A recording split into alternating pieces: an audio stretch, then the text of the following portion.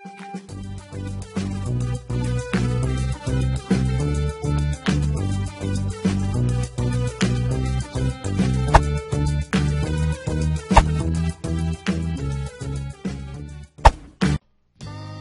diborong Lo Keng Hong, saham grup MNC ngamuk parah. Investor kenamaan Lo Keng Hong yang dijuluki Warren Buffett-nya Indonesia akhirnya benar-benar membeli saham salah satu emiten grup MNC, yakni PT Global Mediacom Tbk. Sebagaimana rumor yang ramai diperbincangkan pelaku pasar sejak pekan lalu. Kabar ini langsung membuat saham BMTR pada perdagangan sesi 1 pada Selasa 18 Agustus 2020 melesat memimpin top gainers di Bursa Efek Indonesia. Data perdagangan mencatat penutupan sesi 1 saham BMTR melesat 25% di level Rp290 per saham dengan nilai transaksi 92,60 miliar dan volume perdagangan 330,86 juta saham. Anda mungkin familiar dengan Warren Buffett yang dikenal sebagai investor sukses sekaligus salah satu orang terkaya di dunia. Namun, apakah kamu sudah kenal dengan Lo Keng Hong? Mendalami sektor investasi saham yang serupa dengan Warren Buffett, investor asal Indonesia ini sama-sama menikmati keuntungan berinvestasi yang menakjubkan. Bahkan, karena keterampilannya dalam investasi saham dan penanaman modal, Lo Keng Hong juga mendapatkan julukan sebagai Warren Buffett-nya Indonesia. Berikut ini biografi singkat Lo Keng Hong Warren Buffett dari Indonesia, yaitu dia lahir di Jakarta pada tanggal 20 Februari 1959. Lo Keng Hong tumbuh dan dibesarkan oleh keluarga yang sederhana. Ayah dan ibunya berasal dari daerah terpencil di wilayah Pontianak. Keduanya merantau ke Jakarta untuk mengadu nasib hingga diterima bekerja sebagai karyawan di sebuah toko. Setelah tamat SMA, Lo Keng Hong tidak memiliki cukup biaya untuk melanjutkan ke jenjang pendidikan yang lebih tinggi. Ia kemudian memutuskan mencari pekerjaan agar dapat mengumpulkan uang untuk berkuliah. Walaupun hidup serba kesusahan, Lo Keng Hong tetap mengutamakan pendidikan. Hal ini terbukti dengan semangatnya dalam menuntut ilmu di bangku kuliah. Pada tahun 1979, ia mulai kuliah dalam jurusan sastra Inggris di Universitas Nasional Jakarta. Saat berkuliah, ia juga tetap bekerja sebagai pegawai tata usaha di PT Overseas Express Bank atau OEB. Pada tahun 1989, Lo Keng Hong memulai sepak terjangnya di dunia saham. Saat itu, ia berusia 30 tahun. Inilah perbedaannya dengan Warren Buffett. Warren Buffett memulai terjun di dunia saham pada saat ia berusia 11 tahun. Setelah setahun menggeluti dunia saham, ia kemudian pindah bekerja di Bank Ekonomi. Di sana, ia bekerja di bagian pemasaran. Setahun berselang, ia mendapat promosi menjadi kepala cabang di tempat ia bekerja. Lo Keng Hong merupakan orang yang bekerja keras. Terbukti dengan riwayatnya dalam bekerja. Dalam setahun saja, ia sudah bisa menjadi seorang kepala cabang di Bank Ekonomi. Namun, setelah ia bekerja selama 17 tahun, ia memilih untuk berhenti bekerja di bank dan fokus untuk menjadi seorang investor saham. Dalam bayangan kebanyakan orang, pasti bekerja di bidang investasi saham identik dengan bermalas-malasan di rumah dan tinggal menunggu hasil investasi. Namun tidak begitu yang dilakukan oleh Lo Keng Hong. Memang benar ia berhenti dari pekerjaannya di bank. Namun, ia memanfaatkan waktu yang ia miliki untuk melakukan hal yang bermanfaat, yaitu membaca, berpikir, dan berinvestasi. 3 kegiatan tersebut biasa disebut dengan RTI, yaitu Reading, Thinking, dan Investing. Hampir setiap hari dari pagi hingga sore dan malam hari ia duduk di taman dekat rumah, dikelilingi bunga kamboja dan pohon mangga sambil melakukan RTI. Lo Keng Hong membaca 4 koran setiap hari, laporan keuangan perusahaan, dan data statistik pasar modal. Lo Keng Hong juga rutin melakukan perjalanan ke luar negeri. Dalam setahun, setidaknya Lo Keng Hong melakukan perjalanan ke luar negeri sebanyak 2 kali. Terhitung hingga tahun 2012, Lo Keng Hong sudah mengelola sekitar 30 jenis saham. Ia mengalokasikan hampir seluruh asetnya untuk investasi. Ia bahkan hanya menyisakan sebesar 15% dari asetnya untuk dana darurat. Di antara berbagai saham yang telah digeluti oleh Lo Keng Hong, ada 2 saham yang terkenal memberinya keuntungan yang bombastis. Saham tersebut adalah UNTR atau PT United Tractor Tbk dan PT Emba EI atau PT Multi Breeder Adirama Indonesia Tbk. Lo Keng Hong membeli saham UNTR pada tahun 1998. Saat itu terjadi krisis finansial. Bahkan saat itu Lo Keng Hong dikabarkan rugi besar hingga 85%.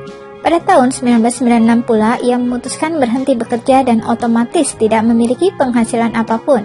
Namun ia tetap memilih untuk beli saham di saat dia sedang rugi besar dan di tengah krisis finansial. Di matanya krisis finansial dinilai menawarkan peluang untuk bangkit. Banyak saham yang harganya terjun payung, termasuk saham UNTR. Saham UNTR ini termasuk saham yang bagus. UNTR sendiri merupakan distributor alat-alat berat merek Komatsu di Indonesia. Pada saat itu, Lo Keng Hong membeli saham UNTR dengan seluruh modalnya. Saat itu, harga saham UNTR adalah sebesar Rp250 per saham. Lo Keng Hong membeli sebanyak 6 juta lembar saham. Jika ditotal, maka uang yang dihabiskan Lo Keng Hong untuk membeli saham UNTR adalah sebanyak 1,5 miliar rupiah. Selang 6 hingga 8 tahun, ia menjual sahamnya pada kisaran harga Rp15.000. Alhasil, ia memperoleh uang sebesar 90 miliar dari hasil penjualan sahamnya dan menikmati keuntungan hingga 5.900%. Setelah UNTR, Lo Keng Hong kembali meraup keuntungan yang bombastis dalam saham MBAI, perusahaan yang merupakan perusahaan ternak ayam terbesar kedua di Indonesia. Pada tahun 2005, Lo Keng Hong membeli saham MBAI yang pada saat itu seharga Rp250 per saham.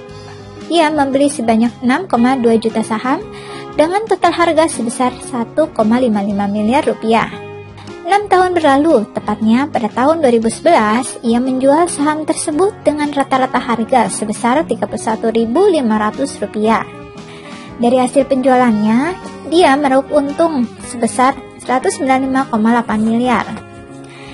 Ini artinya ia menikmati keuntungan sebesar 12.500%. Dalam berkecimpung di dunia investasi saham, Lo Keng Hong memiliki beberapa prinsip. Prinsip ini juga bisa digunakan bagi orang yang mengikuti jejak kesuksesan Lo Keng Hong di bidang investasi saham. Ada 2 jenis prinsip dari Lo Keng Hong, yaitu prinsip investasi dan prinsip memilih saham. Berikut ini keterangan dari prinsip investasi dan prinsip memilih saham. Secara berkala, Lo Keng Hong mengalokasikan 15% dari penghasilannya untuk disimpan di rekening bank sebagai dana darurat. Selain itu, terlepas dari asetnya yang sudah mencapai triliunan rupiah, investor ulung ini tak lepas menerapkan prinsip hidup hemat. Berinvestasi di bursa saham merupakan salah satu rahasia Lo Keng Hong untuk mendapatkan keuntungan menakjubkan. Berikutnya adalah beberapa prinsip investasi saham yang selalu ia terapkan. Dengan investasi saham, seseorang bisa menjadi kaya bahkan sambil mereka tidur. Terapkanlah hidup hemat. Lo Keng Hong membelanjakan uang yang ia punya untuk membeli saham. Hal ini berbeda dengan yang dilakukan oleh kebanyakan orang. Umumnya, orang akan menyalurkan uang yang dimiliki untuk dikonsumsi atau disalurkan di deposito. Salah satu jenis konsumsi yang sering dilakukan oleh kebanyakan orang adalah membeli mobil. Selain mobil merupakan kebutuhan penting bagi sebagian orang, mobil juga digunakan sebagai penentu kekayaan. Yang terjadi di masyarakat adalah orang yang memiliki mobil dinilai sebagai orang kaya. Semakin mahal suatu mobil, akan semakin tinggi status kekayaan seseorang.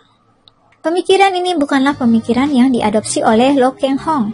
Pasalnya, ia tidak terlalu berminat membelanjakan uang untuk membeli mobil. Sampai tahun 2014 saja, ia masih menggunakan mobil yang sudah berusia 10 tahun yang ia miliki. Hal ini dikarenakan nilai mobil selalu turun seiring dengan berjalannya waktu.